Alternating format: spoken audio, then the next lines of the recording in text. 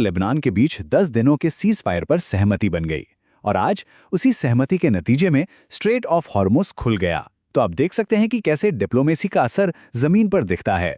और यही बात इस पूरी कहानी का सेंटर पॉइंट है। लेबनान में 10 दिन का युद्ध विराम, ये ईरान की वो शर्त थी जिस पर वो कोई समझौता करने को तैयार ही नहीं था। जैसे ही ये शर्त मानी गई, रास्ता खुल गया। ये दिखाता है कि डिप्लोमेसी की ताकत क्या होती है।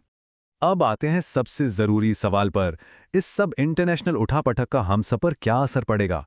हमारी रोज की जिंदगी पर, हमारी जेब पर इसका क्या मतलब है?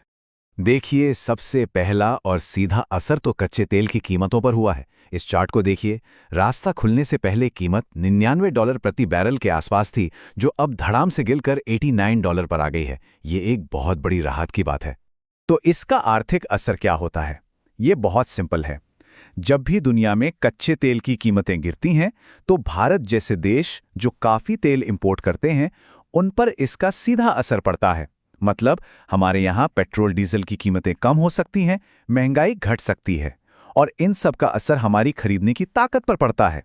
तो भारत के लिए इसके फायदे क्या क्या हो सकते हैं? सबसे पहला, सरकार पर पेट्रोल और डीजल के दाम बढ़ाने का जो दबाव था वो कम होगा।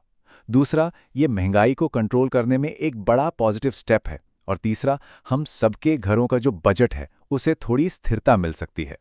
लेकिन कहानी यहाँ खत्म नहीं होती। एक बहुत बड़ा सवाल अभी भी हवा में है। ये जो युद्ध विराम हुआ है, ये सिर्फ 10 दिनों का है। तो सवाल ये है कि इसके बाद क्या होगा? क्या ये राहत सिर्फ कुछ दिनों की मेहमान है? ये वो सवाल है जो आने वाले दिनों में दुनिया की राजनीति और हमारी अर्थव्यवस्था दोनों की दिशा तय करेगा, और इस पर हम सबको नजर बनाए रखनी होगी।